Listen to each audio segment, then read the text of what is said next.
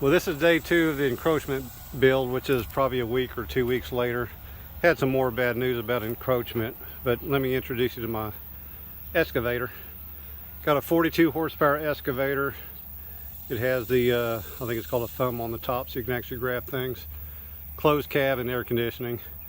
And I want to send out a big thanks to Timeline Ranch. I've been watching his videos, digging a big old well with one of these. His is a Kubota, about the same size. But it's been amazing what I've seen him do. Anyway, so I was able to buy one. I kind of got lucky. I had a Kubota on order that was an open cab, because that's the only one I could get within about a month, because it was going to take 5 to 6 months to get a closed cab with air conditioning. Anyway, Timeline said, man, you really want that closed cab. Anyway, it's 104 degrees, and yes I do. Anyway, thank you Timeline Ranch for your help on helping me spec this thing out. But man, some terrible news.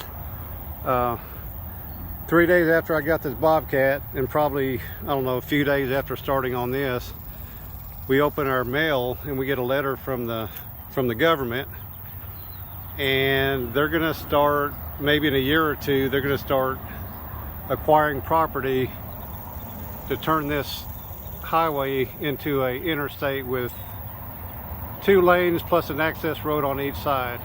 And all the land is coming from my side of the fence. So I'm going to kind of pan around here, and you can just see the distance we're talking about. The lines they have drawn up are taking this mobile home out.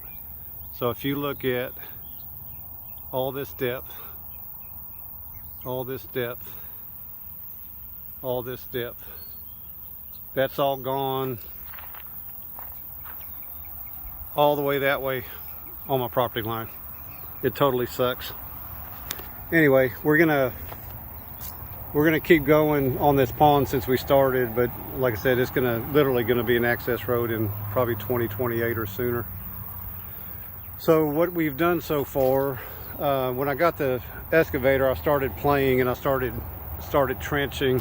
I was actually trenching around here just to pretty much play with it, because you know, next pond I might, well, I don't know if there's going to be another pond, because my next pond is going to be in an area where the government's taking it to. Anyway, I wanted to just trench it to learn about key dams and see if I had any water.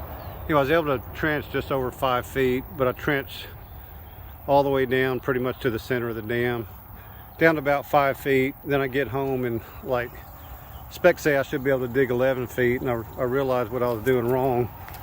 I was digging from the front of the machine, which gives you the most positioning power, because you drop that in to give you support and then you dig.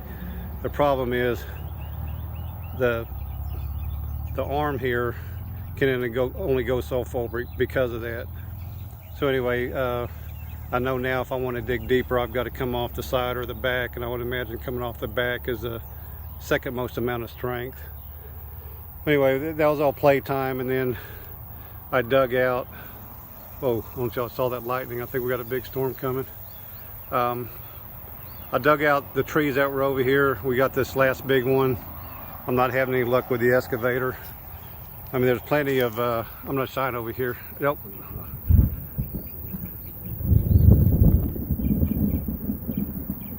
I think y'all had to have heard that. I may not be working too long today. Anyway, I was using a bucket to dig out the trees, which you can see back here. This is the biggest tree. I was trying to dig out the roots, but I think we're gonna have to chainsaw it down. But the reason these trees had to go was I wanted the top of the dam to be at this fence line. And this tree is this tree, and then you see those trees there. So that's where the dam's gonna go, so I can build the fence back up there, which I know you're I'm so confused on this. I'm talking like it's still my land. I mean, it's so devastated. Anyway, we're gonna take the dam, come across here, and have it come straight across on this fence line so we can put the fence back up. Frank's helping me today. He's in the skid steer. I was gonna have him start moving this dirt I dug up and start bringing it over here. And I'm not sure what I showed you on the last video. Like I said, I've probably recorded this 5 times and just so depressed over the confiscation or condemnation or whatever they're talking about.